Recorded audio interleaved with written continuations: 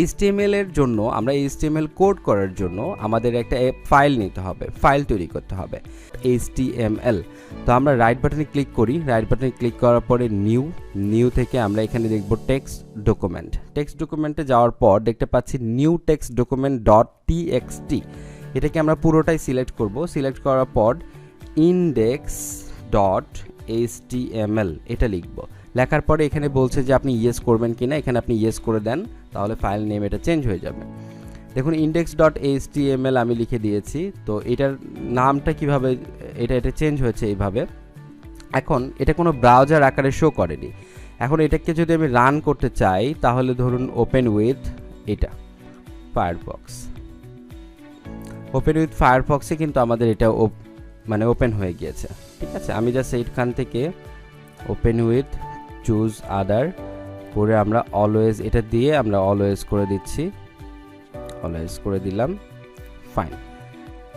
এখন দেখুন আমাদের এটার এক্সটেনশন এটা কিন্তু চেঞ্জ হয়ে গিয়েছে, ফাইলের আইকনটা এটা চেঞ্জ হয়ে কিন্তু ফায়ারফক্সের আইকন দেখাচ্ছে। তো আপনি আপনার ব্রাউজারে যেটা ইউজ করেন, আপনার ব্রাউজার যেটা ইউজ করেন আপনার কম্পিউটারে সেটি করতে পারেন।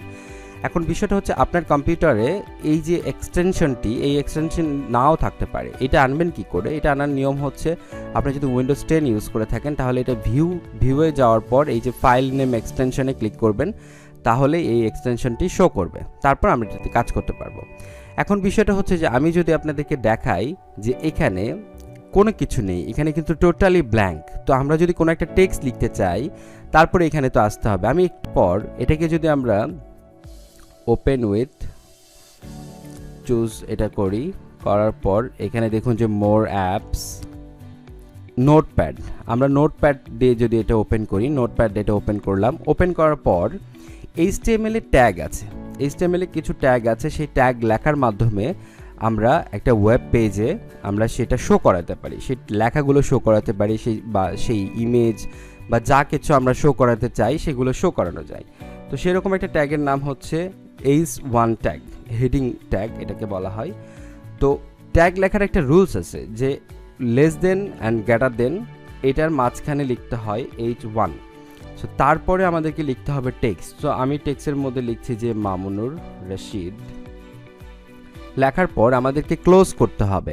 এই হেডিং ট্যাগের এন্ডিং একটা পয়েন্ট আছে এবং ক্লোজিং একটা পয়েন্ট আছে। তো স্টার্টিং একটা পয়েন্ট আছে এবং ক্লোজিং একটা পয়েন্ট আছে। স্টার্টিং পয়েন্টটা হচ্ছে H1 ট্যাগ দিয়ে আমরা স্টার্ট করেছি, আর সেখানে আমরা লেস দেন গ্রেটার দেন দিয়েছি, আর যেটা এন্ডিং হবে বা ক্লোজিং হবে সেটাতে এরকম করে আপনাকে দিতে হবে যে এটাকে আমি একটু বড় করি, যে আমরা লেস দেন দিয়েছি, স্ল্যাশ দিতে হবে, স্ল্যাশ দেওয়ার পরে H1 লিখে তারপর গ্রেটার দেন দিতে হবে। এইভাবে এটা হচ্ছে ট্যাগ লেখার রুলস, যে H1 বা এটা লেস দেন গ্রেটার দেনের মধ্যে আমাদের এই ট্যাগের নাম, এবং ক্লোজিংয়ে এসে লেস দেন গ্রেটার দেনের মধ্যে স্ল্যাশ হবে, তারপরে হবে হচ্ছে যে এইটা বা H1। সো H1 দিয়ে আমরা স্টার্ট করেছি, H1 দিয়ে শেষ করেছি। এখন কি হবে, এটাকে যদি আমি Ctrl+S দিয়ে সেভ দিই অথবা ফাইল থেকে এখানে সেভ দিই, সেভ দেওয়ার পর যদি আমরা এখানে যাই, এখানে ব্রাউজারে যাওয়ার পর এটা রিলোড দেই, তাহলে দেখতে পাবো যে আমাদের এই টেক্সটটা চলে এসেছে। তো তার মানে হচ্ছে ব্যাপারটা এরকম দাঁড়াচ্ছে যে আমরা এই নোটপ্যাডে এখানে যা কিছু আমরা লিখি না কেন সেই লেখাগুলোই যদি আমরা ট্যাগের মাধ্যমে বা HTML এর যে একটা কোডগুলো আছে, HTML এর এই ট্যাগের মাধ্যমে আমরা যা কিছু লিখব সেই জিনিসগুলো আমাদের এই পেজে শো করবে। এবার দেখুন যে এখানে দেখুন কি আছে, এখানে হিজিবিজি অনেক কিছু লেখা আছে, যে DVD রেসপন্সিভ ওয়েব এরকম লেখা আছে। তো আমরা ওইটার নাম ধরুন চেঞ্জ করতে চাচ্ছি, ওইটার নাম চেঞ্জ করার জন্য ধরুন টাইটেল দিব আমরা, তো টাইটেলটা আমরা উপরে দিব। সো এখানে আমি আবার লেস দেন দিচ্ছি TITLE, টাইটেল দিয়ে আমরা এখানে দিচ্ছি যে রেসপন্সিভ লিখছি না, ধরুন টেস্ট টাইটেল দিয়ে এটাকে আমরা ক্লোজিং দিব, ক্লোজিং দিয়ে দিচ্ছি। দেখুন এটা আমরা কি করেছি যে লেস দেন গ্রেটার দেন দিয়ে তার মধ্যে টাইটেল লিখেছি, আবার লেস দেন গ্রেটার দেন এটা স্ল্যাশ দিয়ে তার মধ্যে টাইটেল লিখেছি, আর এখানে মাঝখানে লিখেছি টেস্ট টাইটেল দিয়ে। এবার আমি সেভ দেই, Ctrl+S দিয়ে সেভ দিলাম। এবার যদি আমি এখানে রিলোড দিই তাহলে দেখবেন যে এখানে লেখা চেঞ্জ আসছে। দেখুন এখানে টেস্ট টাইটেল হয়েছে। তার মানে কি, আমরা এই নোটপ্যাডকে যা যা বলে দিব এই ট্যাগের মাধ্যমে এখানে কিন্তু সেটাই শো করবে। তো এইগুলো হচ্ছে যে আপনার HTML ট্যাগ। এখন বিষয়টা হচ্ছে কি, আমরা কি নোটপ্যাডেই লিখব, নোটপ্যাডে লিখেই কি এখানে আসবে? এই রকম একটা একটা করে ধরে ধরে কি আমাদেরকে লিখতে হবে? তাহলে তো এরকম একটা ওয়েবসাইটে হাজার হাজার লাইন কোড করতে হবে, তাহলে কি এটা সম্ভব? না, আসলে এত কষ্ট করে লেখার আপনার কোনো প্রয়োজন নেই। ওয়েব ডিজাইন করার জন্য বেশ কিছু এডিটর পাওয়া যায়। এরকম নোটপ্যাড যেরকম একটা কম্পিউটারের একটা বাই ডিফল্ট একটা এডিটর, এরকম কিছু এডিটর আছে। সেই এডিটরগুলো আমরা ইনস্টল করে আমরা ইউজ করব। সেই এডিটরগুলোতে কিছু মানে ফ্যাসিলিটি পাওয়া যাবে। যেমন আমি জাস্ট শুধুমাত্র যদি H1 লিখে ট্যাব প্রেস করি, তাহলেই আমাদের এই H1-এর সব কিছু চলে আসতো, জাস্ট মাঝখানে আমরা কোডটা লিখে ফেলতাম। এরকম এতটা সুবিধা আছে। তো আমি জাস্ট এটাকে কী করছি, ডন সেভ করছি। ফাইন। এর পরবর্তী ভিডিওতে আমরা দেখব যে এডিটর কীভাবে আমরা এডিটর ডাউনলোড করব এবং এডিটর ইনস্টল করে আমরা কাজ করব। তো এই ছিল আজকের এই পর্বে। অসংখ্য ধন্যবাদ। আসসালাম। গত পর্বে আমি বলেছিলাম যে নোটপ্যাড ছাড়াও অনেক ধরনের এডিটর আছে, যে এডিটরগুলোতে আমরা কাজ করব বা আমাদের কোডগুলো করব।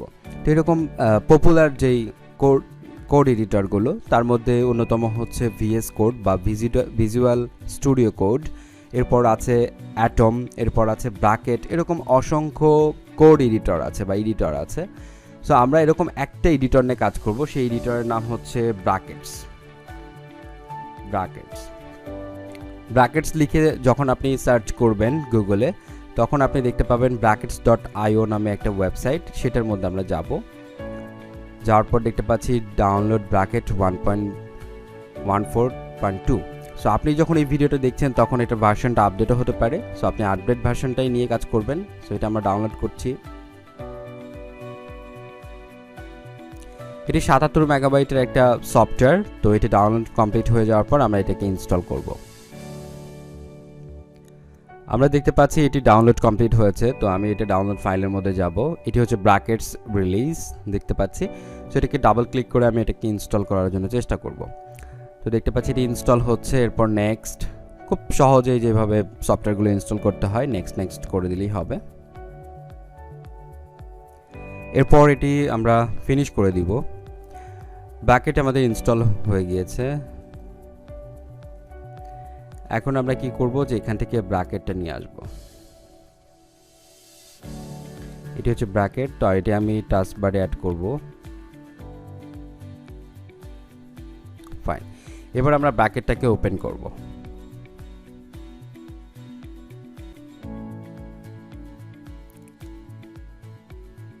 ওকে, তো ব্র্যাকেটটা এটা ওপেন হয়ে গিয়েছে। তো ব্র্যাকেট ওপেন করার পর প্রথমে আমাদের কিছু কাজ আছে। প্রথমে আমাদেরকে কিছু প্লাগইন ইনস্টল করতে হবে। প্লাগইন ইনস্টল করার পর আমরা এটা ইউজ করতে পারবো। তো প্লাগইনের জন্য আমরা এখানে যাব, দেখতে পাচ্ছি এক্সটেনশন ম্যানেজার আছে।